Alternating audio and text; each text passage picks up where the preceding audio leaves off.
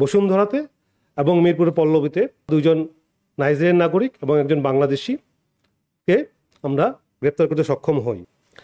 সাম্প্রতিক সময়ে সোশ্যাল মিডিয়ায় বিভিন্ন বিদেশি নম্বর ব্যবহার করে বিনিয়োগের প্রলোভন দেখিয়ে বিভিন্ন বলবো শ্রেণীর মানুষ, ব্যবসায়ী থেকে শুরু করে রিটায়ার্ড যাদের টাকা আছে বিভিন্ন জায়গায় ইনভেস্ট করবে, তাদেরকে দফায় দফায় অর্থ নিয়ে প্রতারণার মাধ্যমে আত্মসাৎ করছে।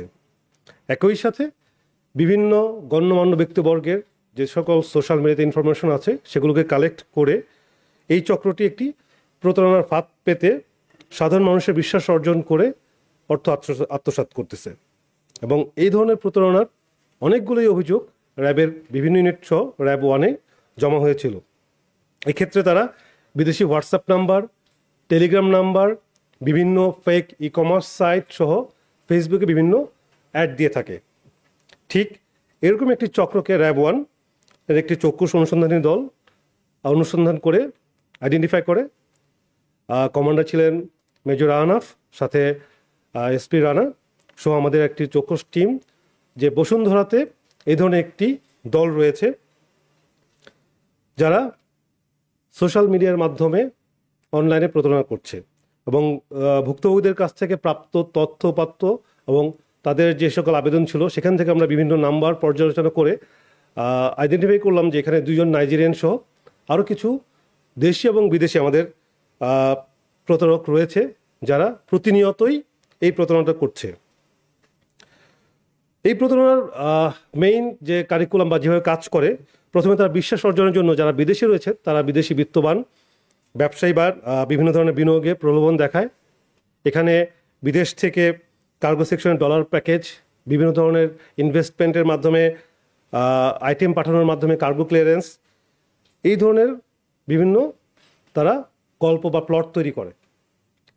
তারই পরবর্তী সেকশনে তারা প্রথম দিকে অল্প কিছু টাকা নেয়, পরবর্তীতে কাস্টমস ক্লিয়ারেন্সের মাধ্যমে ফাইনাল যে সে কনসাইনমেন্টটা পাবে অথবা ডলার ক্যাশ আউটটা হবে সেই জন্য আরও বেশি টাকা দাবি করে এবং পরবর্তীতে তারা বিশ্বাস অর্জন করে টাকা দাবি করে মোবাইলগুলো বন্ধ করে দেয়। এই ধরনের এই চক্রটিকে আইডেন্টিফাই করার পর আমাদের চৌকস দল 6 গতকাল রাত এবং আজকে 7 তারিখ দিনের বেলা দুটি পৃথক স্থানে বসুন্ধরাতে এবং মিরপুরের পল্লবীতে, সেখানে র্যাব 4-এর সহযোগিতা ছিল, মাধ্যমে আমরা দুইজন নাইজেরিয়ান নাগরিক এবং একজন বাংলাদেশিকে আমরা গ্রেপ্তার করতে সক্ষম হই। এখানে উল্লেখ্য যে আমরা যে নাইজেরিয়ান দুইজন নাগরিক ধরেছি তার মধ্যে একজন ফ্রাঙ্ক কোকো, তাকে র্যাব 2 বছর আগে একই ধরনের অপরাধের জন্য গ্রেপ্তার করেছিল। র্যাব 10 সেই সময় তাকে গ্রেপ্তার করেছিল এই প্রতারণের কাজের জন্য এবং তার কাছে তার পাসপোর্টটি পাওয়া যায়নি। সে নিজে স্বীকার করেছে যে পাসপোর্টটি জব্দ রয়েছে এবং প্রাথমিক জিজ্ঞাসাবাদে তাদের কাছে জানা যায় তারা এই ধরনের প্রতারণার সাথে গত 2 বছর ধরে জড়িত রয়েছে এবং যে মহিলা সদস্যটিকে পাওয়া গিয়েছে উনিও এই দলের সাথে গত 3 মাস ধরে জড়িত। এবং এই প্রতারণার মাধ্যমে 2টি টিম কাজ করে, বিদেশি গ্রুপ এবং আমাদের দেশীয় মিডিয়া গ্রুপ, যেখানে সেখানে নর্মালি সাধারণত মহিলারা থাকেন। এবং এই বিকাশ এজেন্টের ক্যাশ আউট এবং ক্যাশ ইনের মাধ্যমে এই মিডিয়া গ্রুপটা টোটাল প্রতারণার 10 থেকে 15% টাকা পেয়ে থাকে। গ্রেপ্তারকৃত যে কোকো নাইজেরিয়ান এবং ইমানুয়েল এবং তার সাথে যে মহিলা ছিল তার সাথে আরও কিছু সদস্য রয়েছে বলে আমরা তথ্যসূত্র এবং তাদের যে সকল ডিভাইস অ্যানালাইসিস করে বা তাদের সাথে জিজ্ঞাসাবাদ করে আমরা জানতে পেরেছি। আমাদের অনুসন্ধান অব্যাহত রয়েছে। আমরা চেষ্টা করছি এই চক্রের, এই প্রতারক চক্রে আরও যারা রয়েছে তাদের সকলকেই আইডেন্টিফাই করে গ্রেপ্তার করার জন্য। এই বিদেশি নাগরিকদের মধ্যে ফ্রাঙ্ক কোকো, তার কিন্তু পাসপোর্টের মেয়াদ 1 বছর আগেই শেষ হয়ে গিয়েছে। একই সাথে আমরা তাদের বাসা সার্চ করে 2টি ল্যাপটপ, এই প্রতারণার কাজে ব্যবহৃত 4টি আইফোন, 3টি স্মার্টফোন, 3টি বাটন মোবাইল, 1টি ট্যাব এবং 1টি হার্ড ডিস্ক উদ্ধার করা হয়। আমরা যখন এই ধরনের প্রতারণার কেসগুলোকে অ্যানালাইসিস করি আমাদের মাঝে কিছু প্রশ্ন তৈরি হয় যে এই ধরনের প্রতারণাকে আমরা কীভাবে আটকাতে পারি বা আমরা এই ধরনের কমাতে পারি। তো আমাদের তথ্যসূত্র এবং বিভিন্ন জায়গা থেকে আমরা যেটা দেখেছি যে এই সোশ্যাল মিডিয়াতে বিভিন্ন বিদেশি নাম্বার থেকে আমাদের সাধারণ নাগরিককে প্রতারণার ফাঁদে ফেলানো হয়। তো আমাদের আর্নেস্ট রিকোয়েস্ট থাকবে সর্বসাধারণের প্রতি, যে কোনো ধরনের বিদেশি নাম্বার বা হোয়াটসঅ্যাপ গ্রুপ, টেলিগ্রাম গ্রুপ, ইমেলের মাধ্যমে যদি আপনারা কোনো অল্প সময়ে অধিক মুনাফার কোনো অফার পান, দয়া করে চেক করবেন। আপনারা সম্ভবত একটি প্রতারণার ফাঁদে পড়তে যাচ্ছেন। সচেতন হন। এক্ষেত্রে আপনাদের সহযোগিতা, আপনাদের সচেতনতায় অনেক বড় একটা উৎস কাজ করবে এই ধরনের প্রতারণা রোধকল্পে।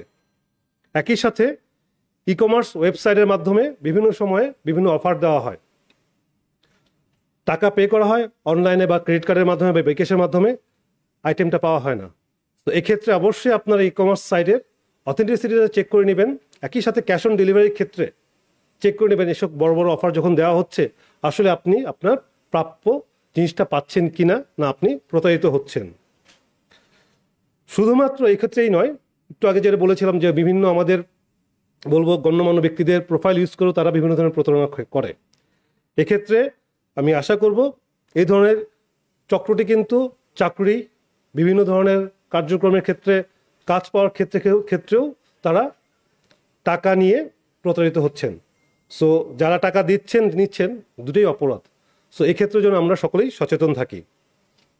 এছাড়াও যেহেতু এখানে আমরা বিদেশি নাগরিক পাচ্ছি এবং এর আগেও আপনারা সবাই জানেন কয়েকটি ক্ষেত্র অনেক ধরনের আমাদের অনেক বিদেশি নাগরিককে পাওয়া গেছে এই প্রতারণার ক্ষেত্রে।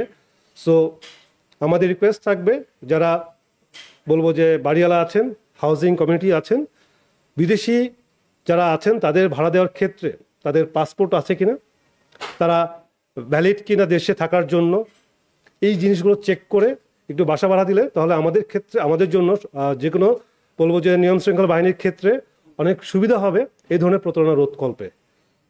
আমি আশা করব এছাড়াও আমাদের বিভিন্ন মোবাইল ব্যাংকিং অ্যাকাউন্ট এবং ব্যাংক অ্যাকাউন্টের ক্ষেত্রে প্রতিনিয়ত বিভিন্ন ধরনের অ্যাওয়ারনেস অ্যাড দেওয়া হয় আপনাদের পিনকোড বা যে কোনো ধরনের প্রতারণার ক্ষেত্রে। আমরা যেন যদি আমরা সবাই এই ধরনের সকল নিয়মগুলো মেনে চলি, এই ধরনের প্রতারণা অনেক ক্ষেত্রেই রোধ করা সম্ভব হবে, অনেক ক্ষেত্রে আমরা সহজেই এগুলোকে প্রতিরোধ করতে পারবো।